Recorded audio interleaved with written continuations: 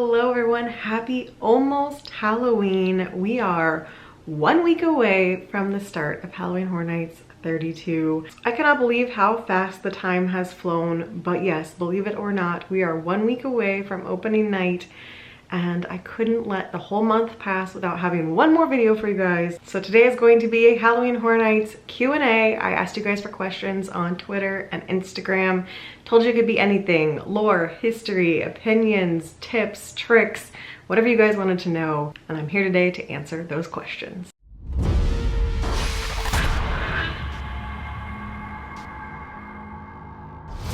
The first video you're seeing on my channel. Hi, I am Liz. I am a diehard Halloween Horror Nights fan and just Halloween in general. I love going to haunts. I love celebrating the Halloween season as long as I can. So if you love Halloween content, specifically at the Florida haunts, make sure to subscribe because starting next week, I will be posting vlogs from Halloween Horror Nights Orlando, Hallowscream Orlando, Hallowscream Tampa, Sir Henry's, and who knows where else I'll end up this season. Tons of Halloween content coming your way. Make sure to click subscribe. Today will just be a simple Q&A. I'm not gonna stall, we're just gonna jump right into it. So let's start with your questions from Twitter or X or whatever we're calling it these days.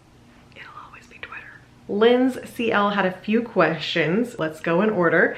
First, do you think we'll have any cameos linked to Oddfellow this season, i.e. Jack or Boris Schuster? I know things because oh, I don't want to spoil things though. I know things, but I don't want to spoil things. It's a hard position to be in because I don't want to spoil things for you guys. So the simple answer would be yes. Yes, I think there will be cameos. I won't say anything more. I'm not gonna elaborate. I think in some form, in one way or another, there will be a cameo of a certain favorite. That's all I'm gonna say. Based on this year's map, if you were doing Stay and Scream, what would be your main strategy? So Stay and Scream this year is a little weird because we don't quite know how Simpsons is going to work. If you're not super involved with Universal news, the entire Kids Zone area, which is normally a queue spot for 2 of the houses, that is under construction, building the new DreamWorks area.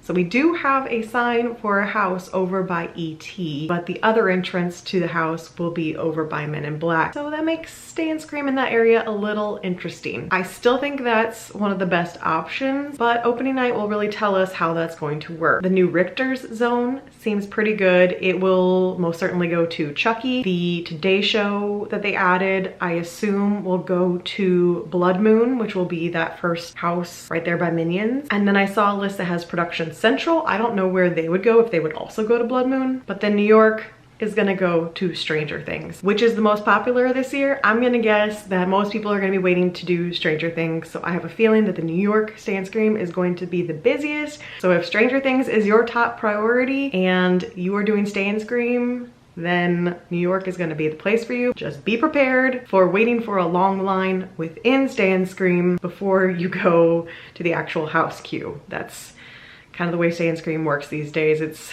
to me, not much of a benefit. I mean, yes, you get your head start on doing the rest of the houses after that, but you're still waiting 2 hours for Stranger Things. One way or another, you're gonna wait for it. It's just how you wanna wait for it. I would suggest one of the other ones. If Stranger Things isn't your top priority or you have Express and you just wanna get head start on some houses to maybe repeat, I would avoid New York and do one of the other 3. And then finally, which scare zone do you think will be your main hangout based on the info we have at the moment? I want to love Vamp 69. I have a feeling that I will really enjoy it, that it's going to be the party zone. In my heart of hearts, feeling like Zodiac has the most potential to be my hangout zone.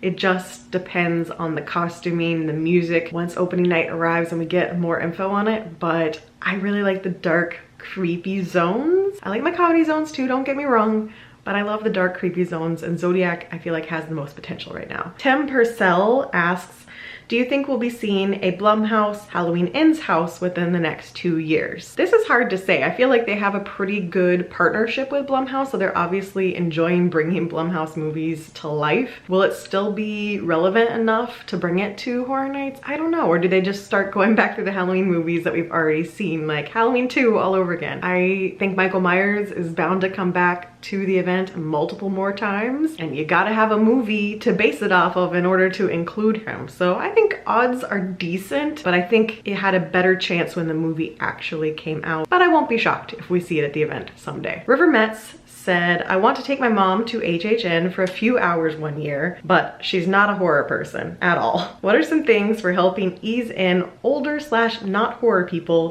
/ people who are not likely to return to Halloween Horror Nights? So this is actually very topical because I am taking my mom to Halloween Horror Nights for the first time ever this year. We planned to do it last year, and then I went to the event and I was like, I just don't think this is the year that should be your year, because I'm sure she's only gonna go once, right? I'm sure I'm not gonna convince her to do this twice. This year, my mom watches Stranger Things. She watched The Last of Us, so she loves those properties. She, like me, also loves Phantom of the Opera. And there's a particular friend of mine that she might be interested in going to visit, who is supposed to retire and then didn't retire. She has a vested interest in going to see this event. But for those who don't happen to be into the more mainstream horror shows like Stranger Things or Last of Us, and you still want them to come see the event, I would definitely sell them on the scare zones, because that is low commitment. You can go in a scare zone, you can stay on the side. It's not as overwhelming as being in a haunted house. And of course, now they have basically a full-on food festival. So those are two easy selling points. But I would also just let them know it's essentially a theatrical event. You know, they're full costumes, full sets. It's the only place that is at that level. I love so many other haunts, and it's a completely different experience at those other haunts, but Horror Nights, the sets, the costumes, everything is just another level. I would be really sad if everyone didn't get to experience it at least once. Definitely recommend taking it easy, finding a bench, watching the scare zones. And what I'm planning to do is I'm gonna scope out the houses, right? I'm going opening weekend. I will have seen all the houses and I'll know what I think she can handle. So I already know I'm taking her through Stranger Things, Last of Us, Universal Monsters, and Redacted, to not give anything away. But that might be it. That might just be 4 houses and that's it for her. We're gonna take it easy. It's gonna be a nice, slow-paced night.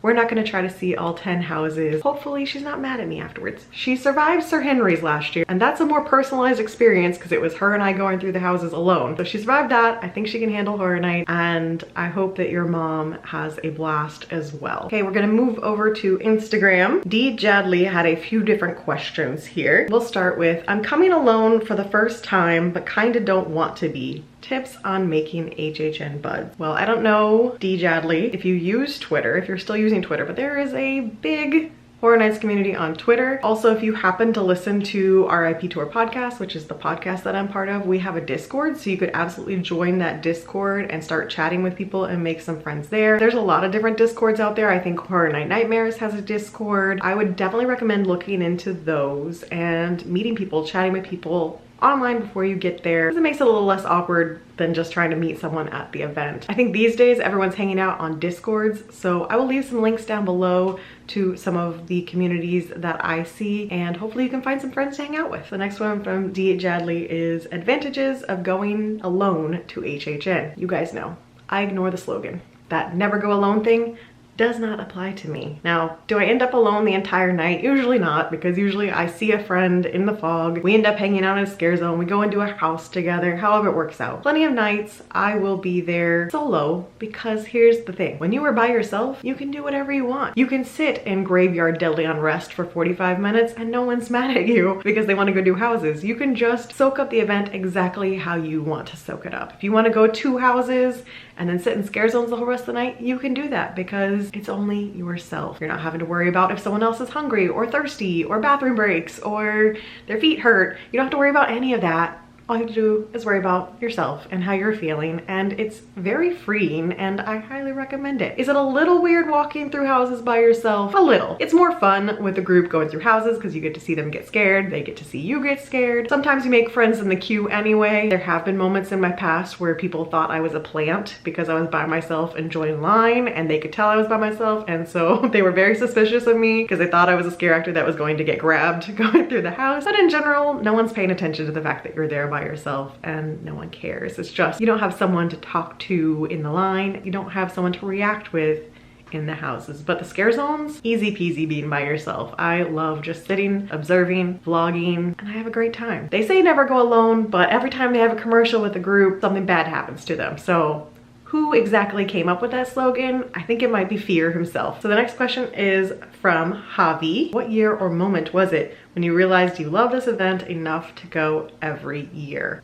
I mean, I really enjoyed my very first year. I only skipped the following year because I was still in high school and didn't have control over whether or not I could go. The first year I just happened to be in Orlando for a convention, so it worked out. As a 17-year-old, I wasn't really allowed to drive to Orlando at night like that. But then once I hit college, I went every single year after that, only missing 2008. I cry, because I just moved to Denver for grad school and didn't have the funds to be traveling right back to Florida after moving like a month before. So I think I got the bug from the very first event, but what really solidified it for me in my memory were the websites that started coming out, especially in 2005. Even though I only went like 1 or 2 nights back then, I was fully invested in the websites starting in 2005. There was so much to click and explore through 2005's website that the nerd in me just got activated. And then 2007, I remember checking it every week for updates. And obviously 2008 was a whole nother story. Best website of all time. Me becoming a full-on Halloween Horror Nights lore fan started with 2005, but I loved the event from the very start in 2001. So this is from my friend Maddie. What is the impact of Oddfellow on this year's event and why you think he's been so silent on Jack? Oddfellow is an interesting phenomenon this year because he is an icon, confirmed to be an icon. He has a house, he's scattered throughout the zones, he's throughout all the lore, he's got a t-shirt, but yet there's a little bit of a disconnect there because he's not attached to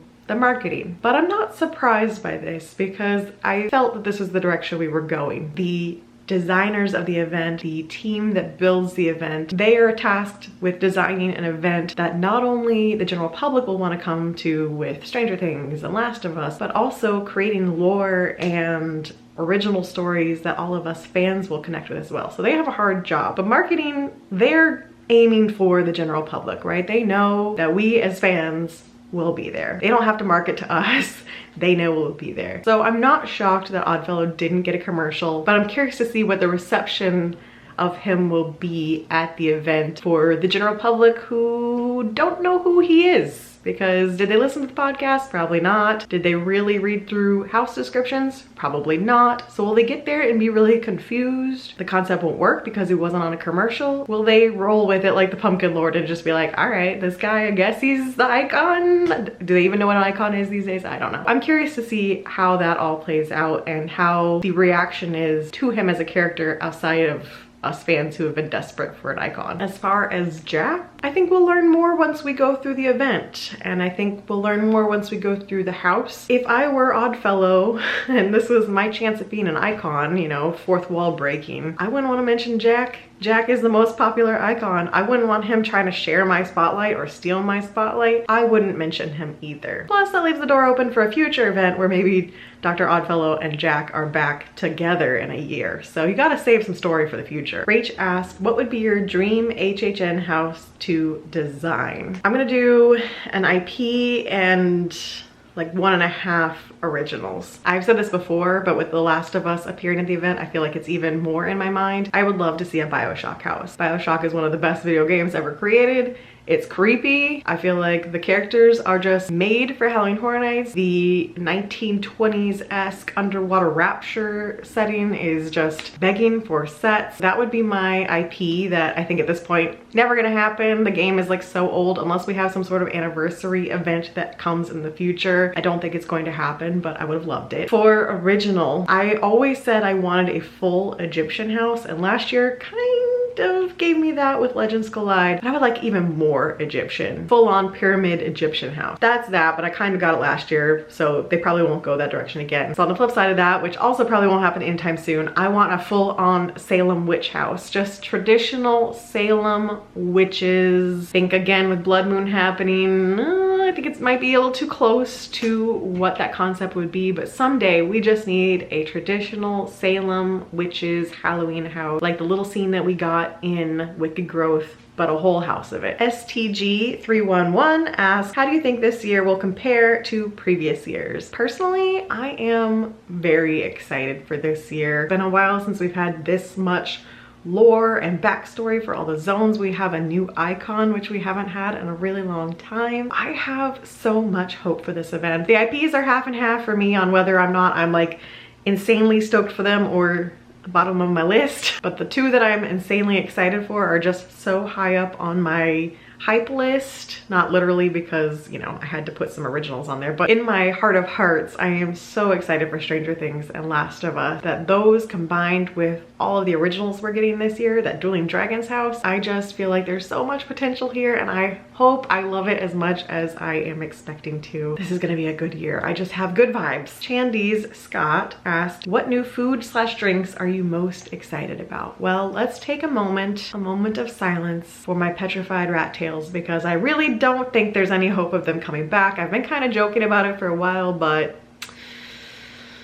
there's a new funnel cake fried dish out there, and I don't feel like they're doing 2 of those. So the new funnel cake fries do sound really good. But for the food that we've seen out of that Taste of Terror event, I'm pretty excited for the Surfer Boy pizza. The poutine that has the char siu pork on top, that one sounds awesome. The walking taco sounds amazing. That pumpkin cream puff thing looks wonderful. But I'm sure there's gonna be a whole lot more food than what's at that event. I feel like that event is only getting a few of the booths. I think we're gonna get a whole lot more at the event because I feel like they keep building them, so should be more on the way. Oh, that's what it was. It's the Last of Us can, the can that has the mushrooms out of it. I'm not like crazy fan of mushrooms, but I want the can, and the ravioli sounds really good. See me walking around with that Fedra can, because that's coming home with me for sure. And then the final question is from my friend Dawn. She wants help making a game plan for one night of Halloween Horror Nights. You guys remember, I will put the link up above, I took Dan and Dawn to their first Halloween Horror Nights 2 years ago. That's a really fun vlog. I was their Halloween Horror Nights tour guide. I took them for their first Halloween Horror Nights. We did all 10 houses, plus I think we repeated at least one at the end. We had a blast, and they are going back to Halloween Horror Nights this year, and